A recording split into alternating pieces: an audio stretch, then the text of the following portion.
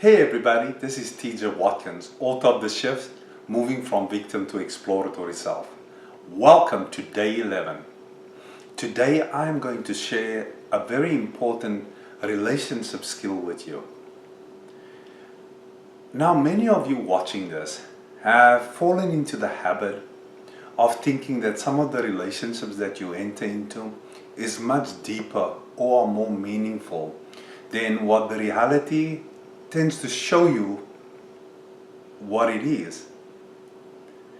And in those kinds of circumstances, you have projected onto the relationship certain of your qualities.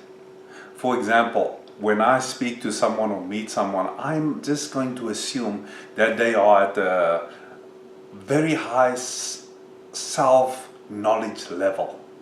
They have a ability to reflect and a high emotional intelligence. I'm just going to assume that. And most of the time, in the general population, that is all the stuff that I make up. So many of you make up stuff in your personal relationships when you meet someone.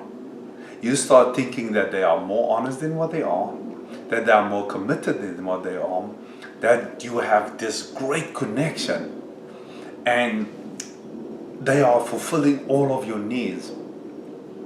But that is a delusion. That is a distortion. Because most of the time, in more than 90%, I have observed this countless times, you will go forward into a relationship and you will project your greatest qualities onto this person. And the worst part is, they just have to use the right words. And you will fill in the rest. You're literally making this stuff up as you go along. And then there comes a time when the reality starts seeping in. They're kind of showing you how they don't respect you. They kind of show you how they don't value you. And it's through the little, but even at that initial level, when this is taking place, you will override it with a story in your head. Yeah, they just had a few too many drinks. Oh, he's too stressed. Oh, it's just, she just had a fight with the mother, so she needs to take it out on me. Whatever the excuses, whatever the justification that you use to excuse behavior, that contradicts what you think this is.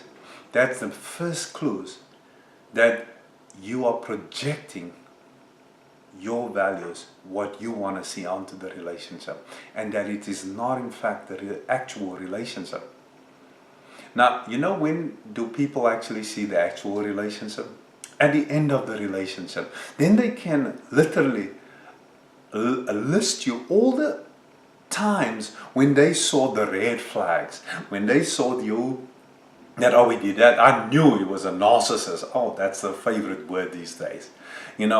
Or I knew after a few dates, she is too crazy for me.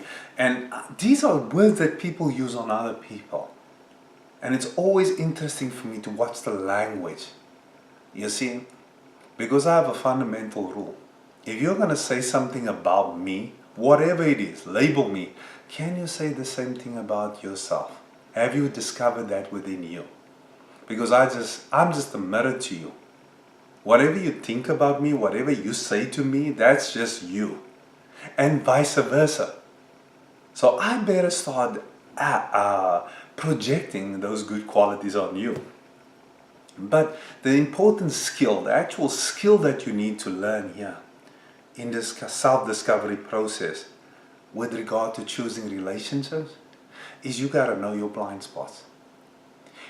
If you don't know your blind spots, then that will be the huge open door that you'll invite people and circumstances into your life, and it will look like they're doing it to you, but you will not realize that they saw your vulnerability. Now your blind spot is your need for a relationship, your fear of being alone, your abandonment issues. Whatever it is, you have to know, or maybe you're just desperate. You're desperate to be in a relationship. And you want to be in a relationship so you can feel more whole and complete. When those reasons, when those fear-based reasons are the reasons for why you want to be in a relationship, you will not be able to see who you're choosing. And as you grow into the relationship, you will find that you are changing who you are. You try not to be as successful as you can be. Suddenly you're pulling back because the person that you are with is feeling bad every time you achieve at a certain level. They're always trying to pull you down.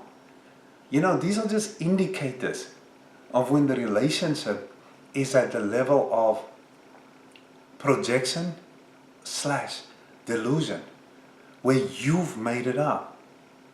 Now I'm going to urge you to wake up from these relationships. Know your blind spots.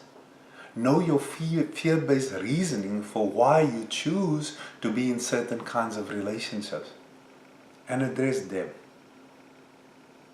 Address the reason for why you don't want to be alone. Address the reason behind why you continually choose a certain kind of person that does not respect you.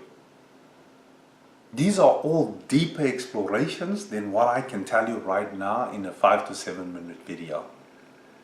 But I'm going to urge you to really just identify it. Identify your blind spots. If you identify your blind spots, the awareness will kick in and you will see those fellows, those ladies coming a mile away. And you'll be able to say, no thanks, because I've already had this experience. I wish you well on this self-discovery journey. Until tomorrow, have a fantastic day. Cheers.